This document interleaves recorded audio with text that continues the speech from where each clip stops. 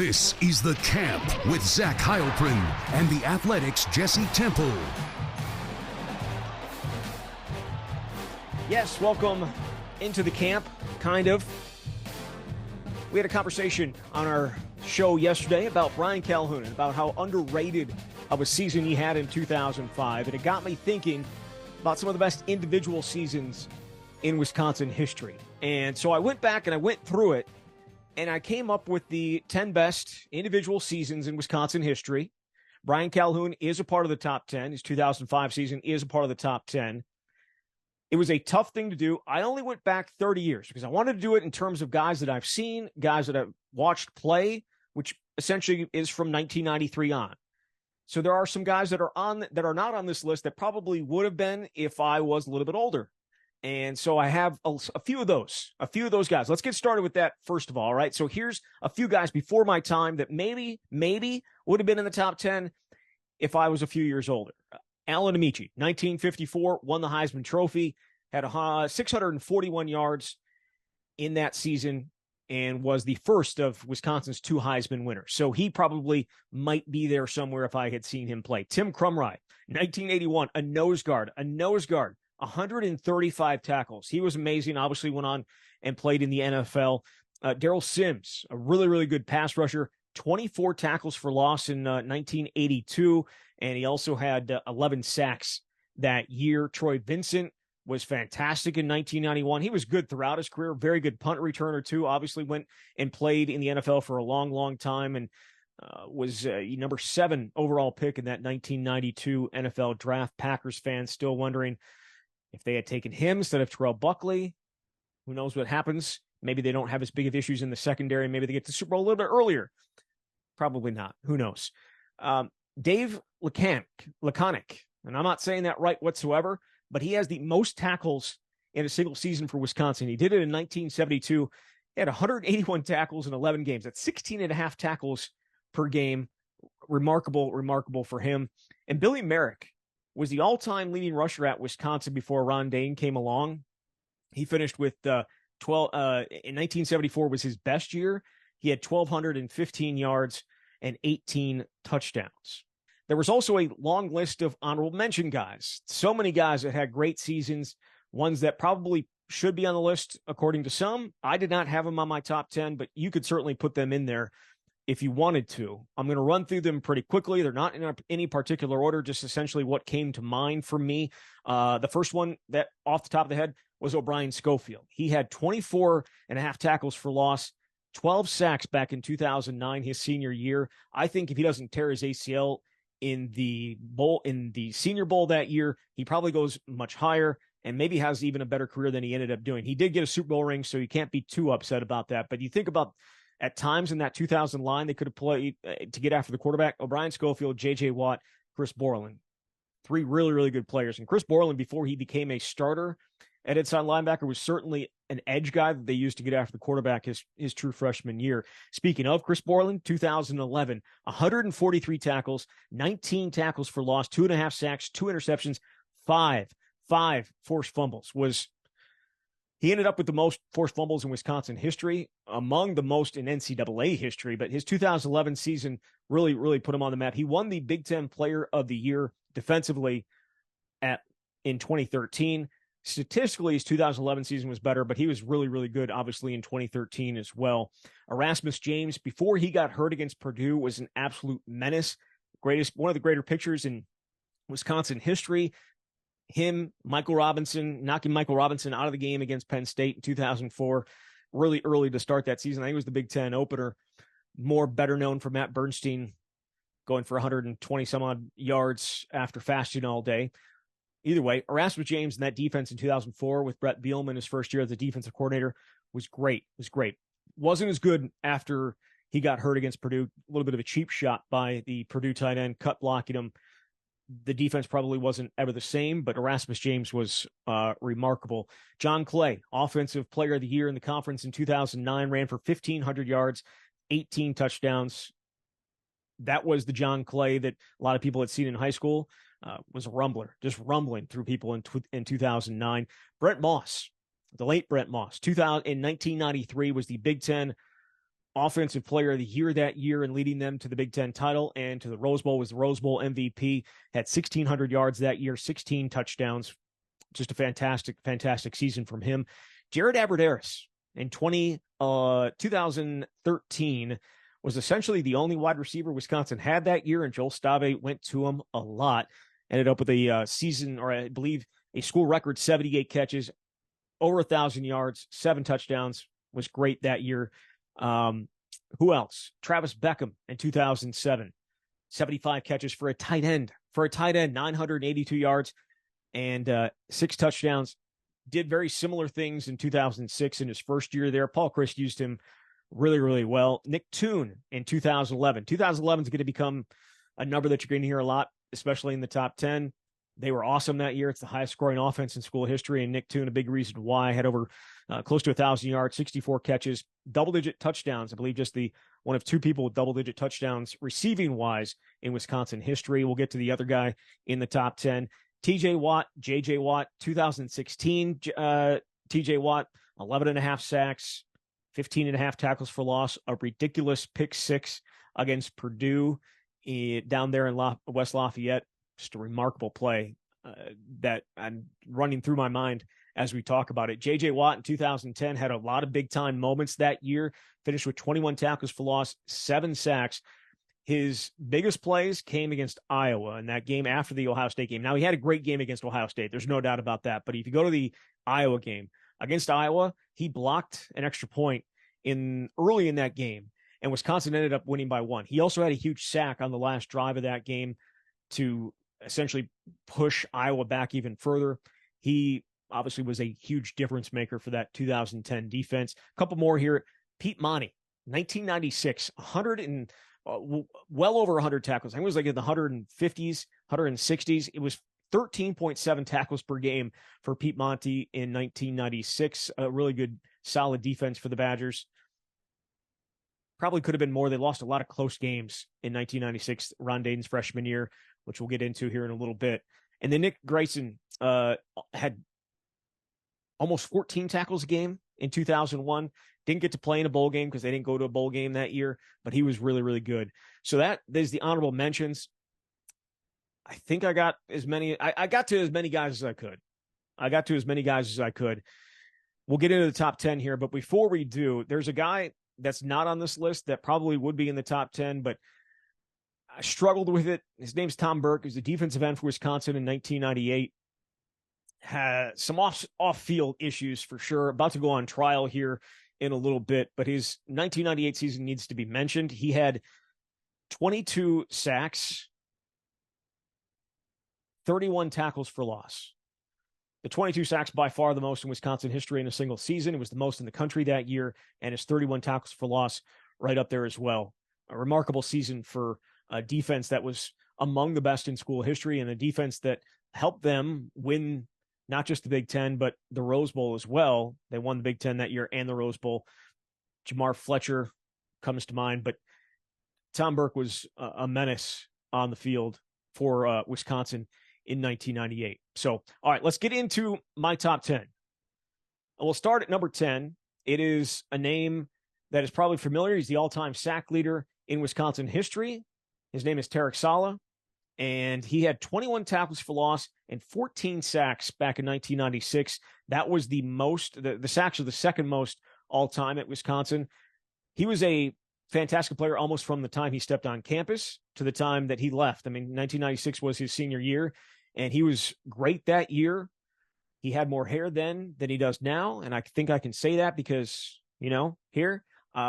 But a fantastic player in 1996 was probably his best season.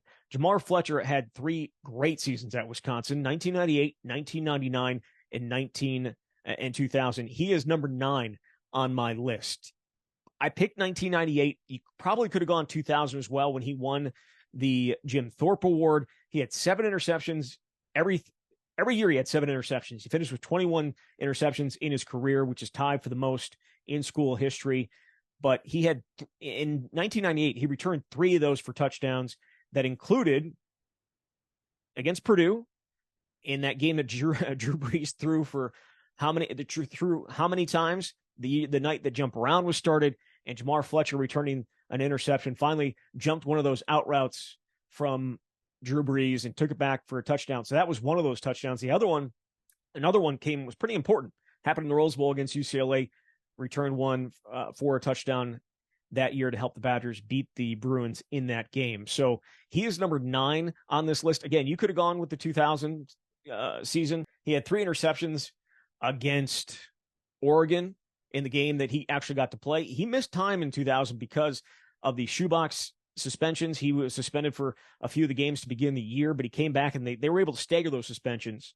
He was able to play in that game against Joy Harrington, finished with 3 interceptions. Also had a ridiculous game in 1999 against Michigan State, and Plaxico Burress came out on top in that one as well. He was fantastic. Great corner, one of the best.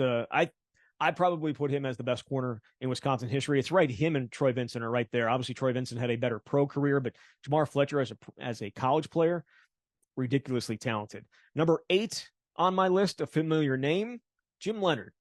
His freshman year, 2002.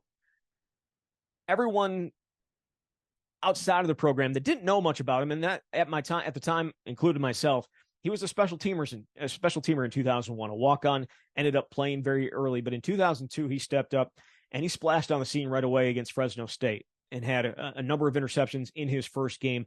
But for the season, he finished with a school record 11 interceptions. He had also 434 yards on punt returns that year and returned 1 for a touchdown. That wasn't his best year as a punt returner, but he has the top 3 seasons in terms of punt return yardage in Wisconsin history. He was great on special teams, but 2002 was his best year defensively, statistically wise. He was great. He was great throughout his career. He ended up with 21 interceptions, tied with Jamar Fletcher for the most in school history, but 2002 was really, he jumped on the scene and was an All-American the next 3 years. He was that good.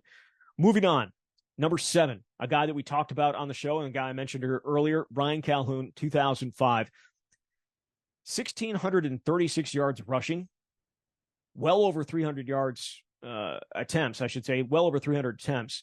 He had 53 catches, which is the most by a Wisconsin running back in school history. He finished with 2,207 total yards and 27 touchdowns. His season gets overshadowed because of the guys that came after him, but he is, and had he been there more than 1 year, probably would have been listed among the better running backs at Wisconsin. His single season deserves to be in the top 10. They rode him hard, and he delivered almost every single time they needed him. 2005 Michigan, 2005 Minnesota, some of the bigger games later in the year, the bowl game against Auburn. He had a nice day as well when the offense just got rolling.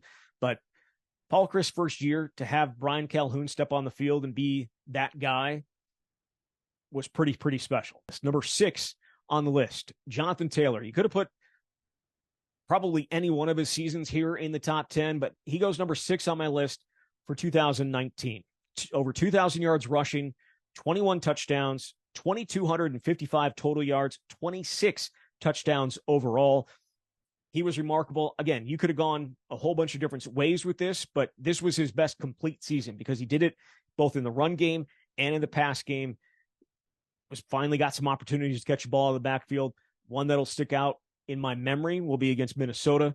Well, the one where he's backing into the end zone and he just grabbed it and took the guy on a ride for about 5 yards and went in backwards into the end zone for a touchdown against the Gophers in that Big Ten West championship game, essentially, that Wisconsin was able to go ahead and win. JT, remarkable. The Michigan game that year where he missed time and still ran for over 200 yards. He was fantastic. So he's number 6 on my list. Number 5 on the list, Lee Evans, 2001. This is another guy that you could have gone with a couple of different years because 2003, he was special as well. He had 5 touchdowns against Michigan State, which is a school record. He was electric in 2003, but even more so, he was electric in 2001.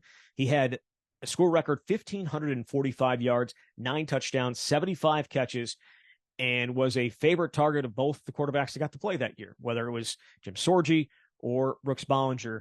They looked his way all the time, and he delivered. He is the best wide receiver in school history. You could say Al Toon, you could say Chris Chambers, you could throw probably some other guys in there, but I'm going Lee Evans every day, and 2001 was his best season statistically, so that is why he gets number 5 on my list. Number 4, the first of 2 guys from 2011, Russell Wilson, put together the best season by a quarterback in school history. It's not even close.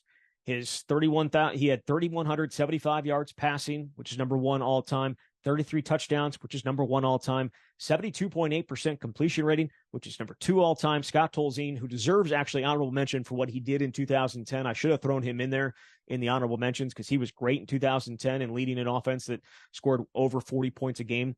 But Russell Wilson, his pass efficiency rating at the time was an NCAA record, 191.8. It's still by far Wisconsin's record. It's 26 points better than what Scott Tolzien did in 2010. His over 3,500 yards that he was responsible for that year, 3,513, and he accounted for 40 touchdowns, responsible for 40 touchdowns that year, caught a touchdown, ran for a touchdown, obviously threw for a bunch of them. He was electric, and right now, easily the best quarterback in Wisconsin history, even though not the all-time winningest quarterback. Joel Stave, how you doing? Number 3 on the list, the other 2011 guy. It is Montee Ball. He had a remarkable 2011, had a great 2012 as well. But in 2011, he ran for 1,913 yards, 2,229 total yards, and 39 touchdowns. He accounted for 39 touchdowns that year. Just an insane amount. And it's obviously a Wisconsin record. It's up there, I believe, still as the NCAA record for total touchdowns in a season. He ended in 2012 with the most touchdowns in NCAA history, but that record has since been broken. But Montee Ball's 2011, off the charts. And to have him and Russell Wilson do what they did in 2011 in the same backfield, it's unfortunate because if one of them had done either one had done without the other, maybe they're getting a little bit more Heisman mention, but they didn't. And so they live with having to be 3rd and 4 here on this list. I'm sure the greatest honors of their careers, even though Russell Wilson won a Super Bowl. It's okay. It's a huge honor. It's a huge honor for guys. Number 2 on the list, Ron Dayne. And I went with Ron Dayne 1996. I had some people question me about this. Why not 1999 when he had, what he did? And it's hard to, when he won the Heisman, it's hard to disagree with that, right? It's hard to disagree with what he did in 1999. His game against Michigan State, where they came in allowing like 50 some odd yards rushing per game, he had over 200. His game against Purdue to essentially clinch the Heisman Trophy. Awesome. And he was great that entire year, broke the record. He still owns it. No one cares about Donnell Pumphrey. Not my all-time leading rusher. But in 1996, Ron Dayne's run was insane because he did not start, and yet he still ran for 2,109 yards and 21 touchdowns. He averaged 6.5 yards per carry, which was the best of his career. He didn't carry the ball, like in the opener, 53 yards. Whatever. His first carry was in the 4th quarter. Against UNLV the next week, he had 90 yards. 1 carry prior to the 4th quarter. Stanford, his first carry came in the 4th quarter, the 11-14 mark, 75 yards. He did all this before he even got a start. He carried Wisconsin to a win against Stanford in 1996. It was not a pretty game whatsoever. Chad Hutchinson for Stanford, Ron Dayne, they could not move the ball. They put in Ron Dayne, they moved the ball and got that win. But Penn State, number 3 team in the country, comes into Camp Randall the following week. He runs for 129 yards and 2 touchdowns. He did have a fumble in that game that I'm sure he probably would like to have back, but he only had 1 carry in the first quarter of that game. Started against Ohio State, 65 yards against number 2 Ohio State. Came back home against Northwestern in what will likely be referred to as a tough loss because they had a chance to close that game out. Couldn't get it done because he fumbled late in that one, but he still had 139 yards in that game. 81 against Michigan State the following week. His last carry, the following week, I should say, his last carry came 7 minutes in the 3rd quarter. But this is where it gets ridiculous. Against Purdue, 244 yards. Minnesota, 50 carries, 297 yards, 3 touchdowns. 2 weeks later against Illinois, 289 yards, 4 touchdowns. Hawaii, 339 yards, 4 touchdowns. Played No snaps in the fourth quarter. His last carry came with 146 in the third quarter. That 339 lasted until Melvin went for 408 in 2014.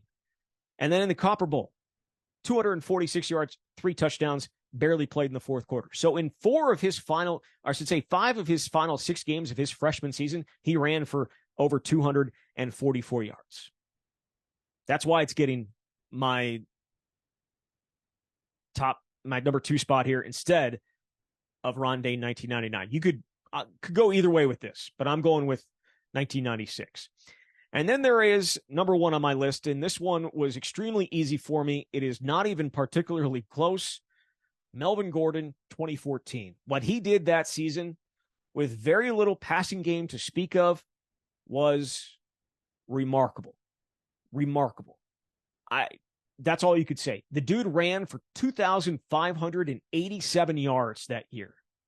2,587 yards. It's 400 and plus more than anybody else has ever ran for in Wisconsin history. He had himself a year. He scored 29 touchdowns on the ground. He had 2,740 yards total, 32 total touchdowns. And he did this while averaging 7.5 yards per carry on the ground. 7.5 yards per carry. He owns the top 2 yards per carry marks for a season. 7.5. 7.5. That is just crazy. And he did it in a year where Tanner McEvoy was starting as the quarterback to begin the year. Go back to that LSU game, and we're still wondering why he did not get more carries. I know that there's a lot of conspiracy theories why that didn't happen. But go back to that LSU game. He could have had more yards in that one. Western Illinois did a good job. Was the only one essentially that held him in check most of the year. Maybe, you could throw in the Big Ten title game where they got routed, obviously.